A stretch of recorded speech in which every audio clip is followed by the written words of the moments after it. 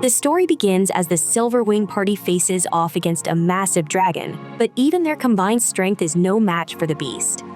It whips its tail through the air with deadly precision, and the group members are forced to jump to avoid the crushing blow. They counter with their most powerful attacks, but their weapons are no match against the dragon's thick hide. The dragon gathers energy to launch a strong attack, but the group's mage quickly raises a barrier to protect the party. However, it isn't strong enough to completely block the devastating attack. As the shield breaks, the party's cook, Dennis, rushes forward and uses his own body to shield the mage from the dragon's flames. A flame brushes her arm, so he quickly prepares a magic potion for her, advising her not to lose focus, which relieves the party's vice captain, Katie, because Dennis always has their back.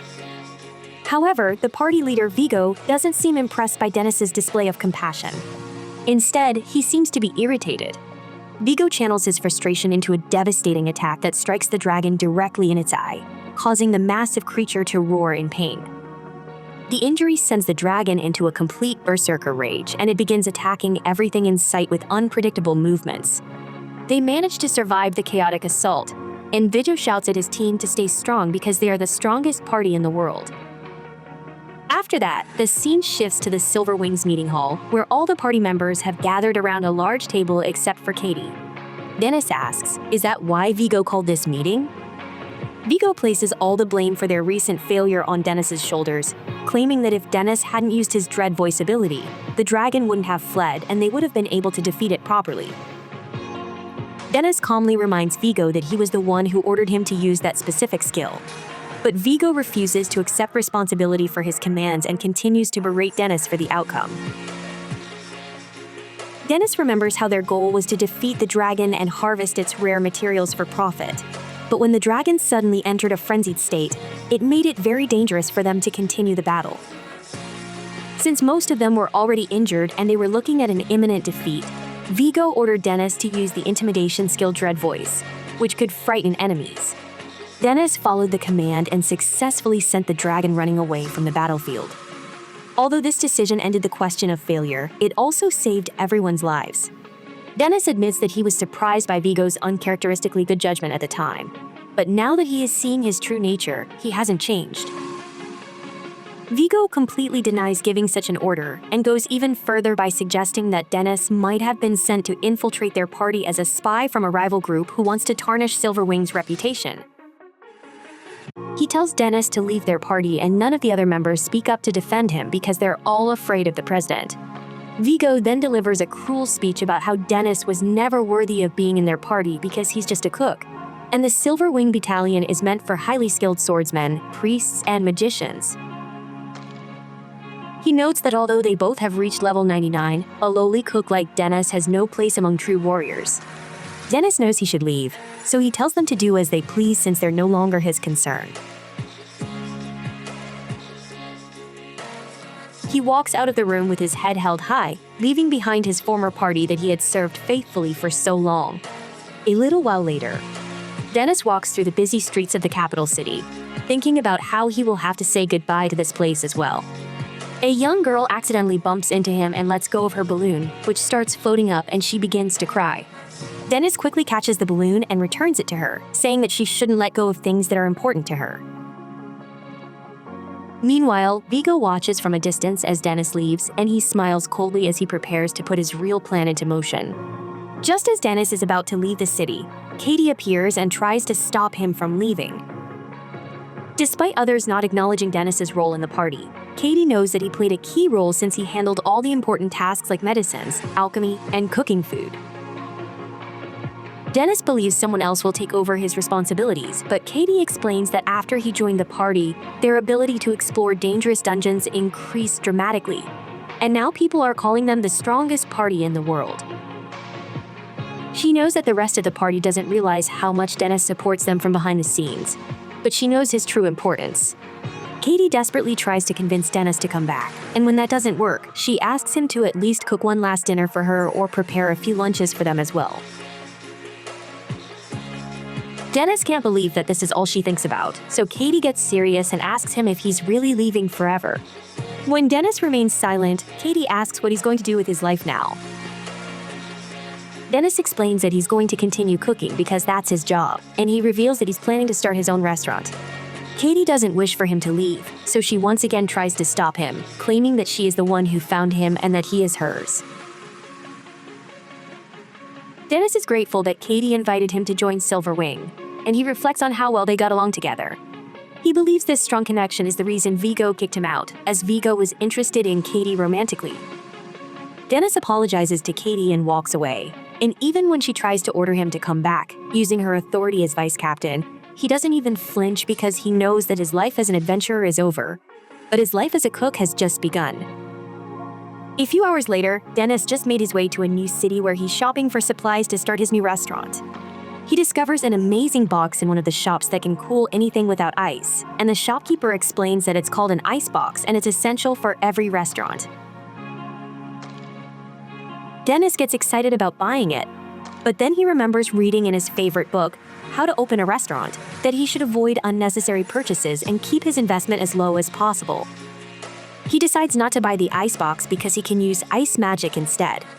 According to the guidelines of the book, he buys an abandoned property, communicates with distributors about procuring raw materials, and purchases the necessary utensils. After completing all these tasks, he thinks about how much fun this process is, and he is getting closer to his dream. The next tip from the book is not to take up everything on his own, as he can't serve all the customers, so he decides to hire a helper. Just then he notices a crowd gathering around a slave trader who is selling a young girl who was once the daughter of a noble family. The trader explains that she ended up here because her parents lost a political power struggle and exiled her. The people gathered there find it hard to believe that she is truly of noble birth because she does not appear refined at all. However, they do think that she is cute and will grow up to be quite beautiful. Dennis wishes he could do something to help her, but he thinks that he can't save everyone in the world, and if he got angry at every injustice, he would never survive. But when he looks into the girl's lifeless eyes, he's reminded of his own childhood when he was an orphan. The slave trader asks for bids, and they start at 300,000 before others start bidding as well, and it quickly rises to 800,000.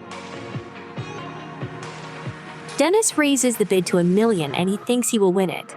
But the shopkeeper he met earlier intervenes with a bid of 1.5 million, claiming that she's quite cute, so he's going to take her home and take good care of her.